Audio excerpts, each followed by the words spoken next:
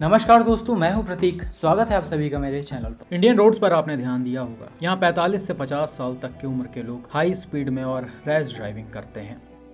हालांकि इसमें सबसे ज़्यादा परसेंट वही 18 से 30 साल के अंदर के लोगों का होता है, जो कि यंगस्टर्स होते हैं। अब ऐसा इसलिए क्योंकि कम उम्र के लड़कों के ऊपर जवानी का जोश होता है, इसलिए ऊपर एकदम नशा सवार होता है हाई स्पीड में ड्राइविंग करने का, जबकि उनसे ऊपर के लोगों को कभी कभी नशा होता है और वो तब हाई स्पीड में ड्राइविंग करते हैं। लेकिन इंडियन रोड्स पर होने वाले ज़्यादातर मेजर एक्सीडेंट्स की बात करें तो उसमें वही 20 से 30 साल के उम्र के लोग शामिल होते हैं। ये एक्सीडेंट देखिए जो रिसेंटली दिल्ली में हुआ था। यहाँ पर हुआ क्या कि BMW कन्वर्टेबल 2 सीटर को दिल्ली गेट एरिया के आसपास काफ़ी हाई स्पीड में चलाया जा रहा था। ऐसा बताया जा रहा कि गाड़ी को चलाने वाला एक 20 साल का लड़का था और उसके साथ एक बच्चा भी बैठा हुआ था।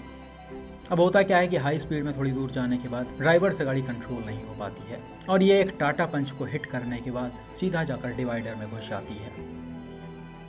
हालांकि फोटोज में आप देख सकते हैं टाटा पंच में गाड़ी कोई ज़बरदस्त तरीके से नहीं लड़ी है। ऐसा लग रहा है एक साइड इससे लड़कर गया है, जिससे पंच का राइट बम्पर और फेंडर के साथ डैमेज हो गया है।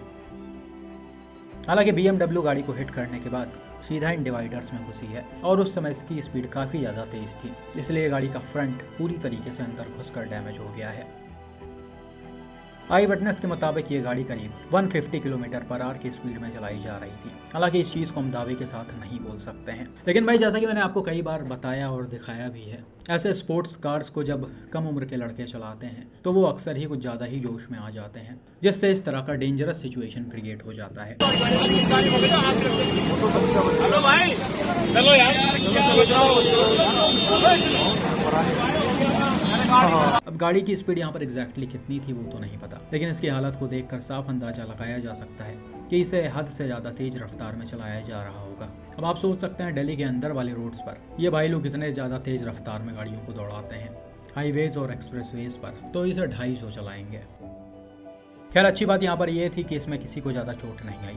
गाड़ी तो बुरी तरीके से डैमेज हो गई है और टाइमली इसके एयरबैग्स भी ओपन हो गए हैं। ऐसा बताया जा रहा है कि जो को ड्राइवर सीट पर लड़का बैठा हुआ था छोटा, उसके साथ फेस पर थोड़ी बहुत चोटें आ गई थी, जबकि गाड़ी चला रहा ड्राइवर बिल्कुल सेफ था।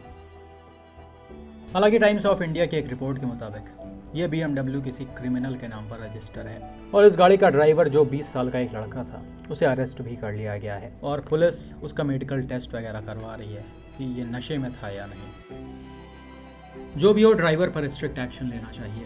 अच्छी बात है यहाँ पर किसी की जान नहीं गई या किसी को मेजर इंजरीज नहीं आई, लेकिन भाई ये किस्मत थी। ऐसे ज़्यादातर एक्सीडेंट्स में अक्सर ही कोई ना कोई ज़्यादा चोटें खा जाता है या फिर किसी ना किसी की जान चली जाती है। और इतने ज़्यादा ट्रैफिक में अगर इतनी हाई स्पीड में गाड़ियाँ चलेंगी तो नॉर्मल सी बात है कि ऐसे डेंजरस एक्सीडेंट हो ही जाएंगे।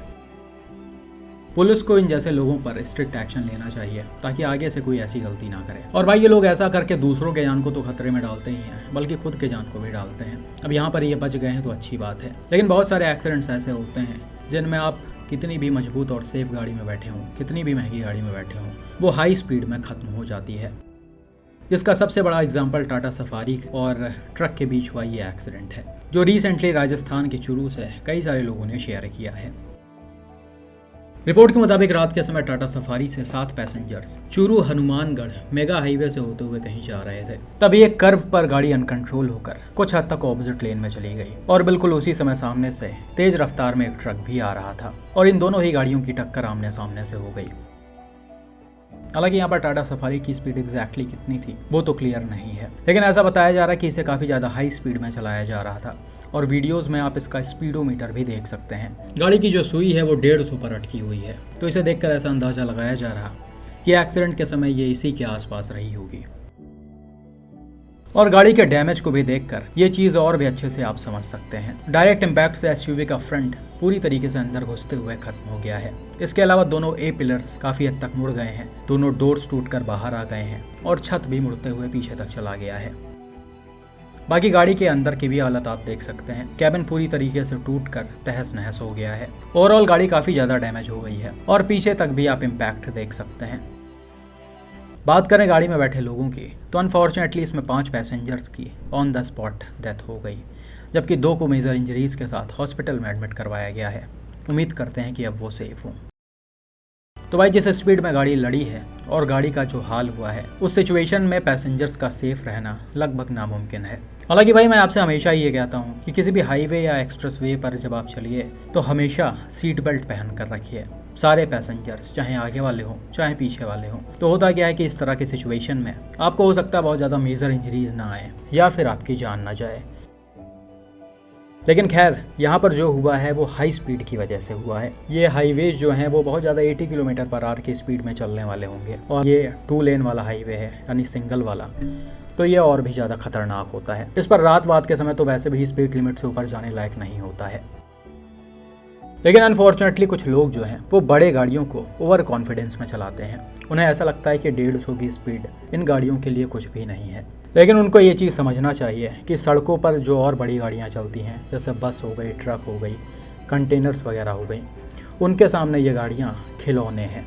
आप अगर ऐसे स्पीड में उन गाड़ियों से लड़ेंगे तो कोई चांस ही नहीं है बचने का। इसीलिए कुल मिलाकर अपने गाड़ी को लिमिटेड स्पीड में और सही तरीके से चलाएं ताकि इस तरह का डेंजरस सिचुएशन ना क्रिएट हो।